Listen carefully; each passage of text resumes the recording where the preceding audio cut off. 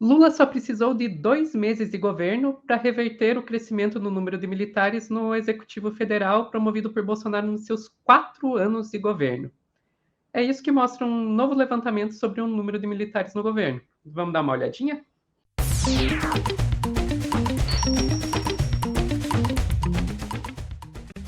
Então, os dados foram apresentados nessa reportagem aqui do Poder 360, que eu recomendo a leitura, mas só se vocês quiserem. Eu acho que a gente pode ir direto para os números, né? Que é o que eu acho que, que interessa aqui para a gente ver que história é essa de que o Lula em 2 meses reverteu 4 anos. Opa, sob Lula, presença militar no governo cai 6,5. Número de militares ocupando funções no Executivo Federal. Beleza, então com a Dilma em janeiro de 13, você tinha, ajuda lá, Sofia, 1957, né? Aí escala bastante com o Temer para dos 2.642, com o Bolsonaro você tem um pico lá de 3.104 em 2020, termina o governo com 2.927, né? E agora tem 2.738, o que ainda é muito mais que os 1.957, que são o nosso ponto de partida neste gráfico. Ainda é muito mais, Álvaro, mas ao mesmo tempo, se você quiser ver o copo meio cheio, você vai perceber que é um número mais baixo que isso esteve desde fevereiro de 2018. Ou seja, ali no segundo mês de governo do Lula, né, que ali fevereiro de 2023, o Lula já tinha feito o número ficar menor do que estava em janeiro de 2019, quando começou o governo Bolsonaro. Você está vendo, minha amiga, como o otimismo dá muito trabalho? O pessimismo é assim, olha o começo, olha o fim do gráfico. Que ruim que tá. E o otimismo você teve que fazer todo aí um minuto inteiro de explicação. Só para quem quiser ser otimista, que seja, que tenha todo o trabalho aí. Eu vou economizar trabalho. Justo, Diga lá, amiga, justo. desculpa, manda. Não, você está certíssimo. É uma questão de referencial, né? Uma questão de referencial. Você está querendo comparar o número que tem hoje com o quê? Mas já que estamos falando do número que tem hoje, o levantamento também trouxe onde que estão esses militares.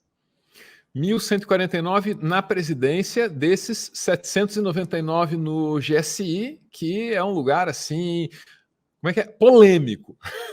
A palavra da segurança jurídica. É polêmico, não vou falar outra coisa. 910 no Ministério da Defesa, 423 na Educação. Nossa, porque estão em universidades ou então na Empresa Brasileira de Serviços Hospitalares, tá? Ministério da Saúde 227 e tem outros 29 espalhados, sabe Deus por onde. Total 2738, tá bom. Não, tá péssimo. Segue. Não, chama atenção ali a questão do GSI, né? Que sozinho tem 799. É muita coisa. Daí é que começa a vir a esperança de que o assunto que estava discutindo ontem aqui com a Ana, de fim do GSI, que se concretize, né? Vem a esperança que seria uma bela de uma limpa.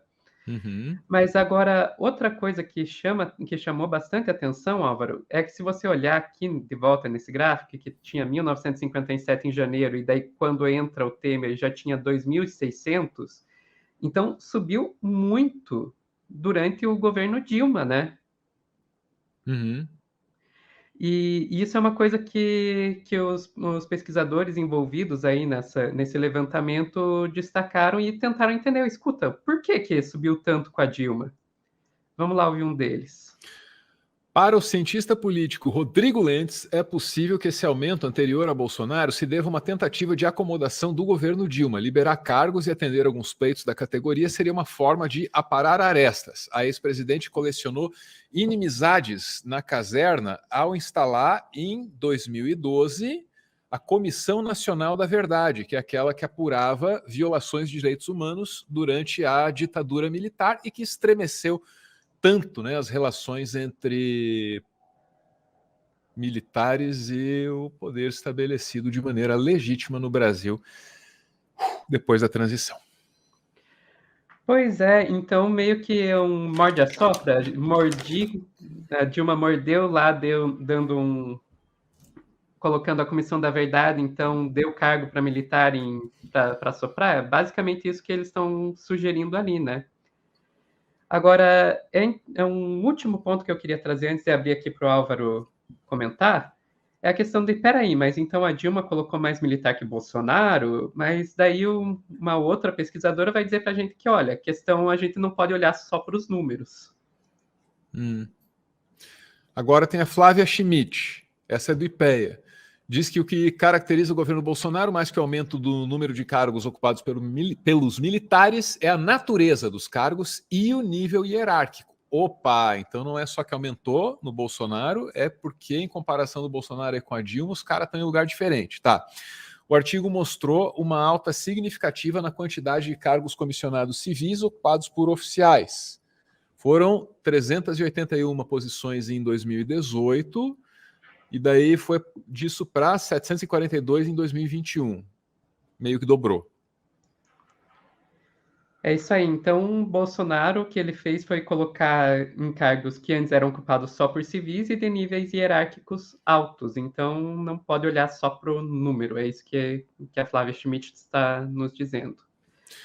Mas e aí, Álvaro, o que você me diz de tudo isso? Eu acho que eu já disse, né? Quando a gente fez aquela brincadeira a respeito do trabalho que o otimista tem e do quanto é mais fácil ser pessimista, eu acho que a minha posição está colocada ali, sabe, Sofia, de maneira irônica, galhofeira, mas ao mesmo tempo muito séria, porque eu me sinto verdadeira e sinceramente decepcionado na maneira como esse assunto tem sido levado adiante.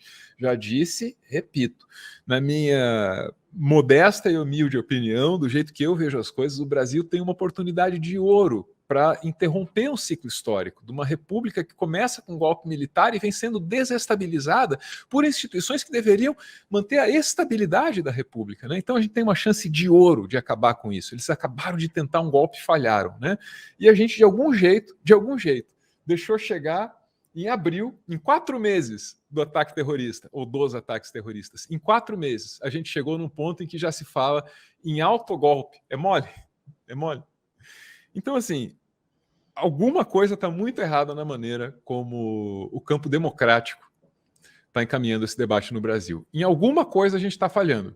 Talvez em tudo. Este vídeo é um despatrocínio Casas Bahia. Além do mascote infantil, a empresa conta com um largo histórico de intimidade com a infância no Brasil.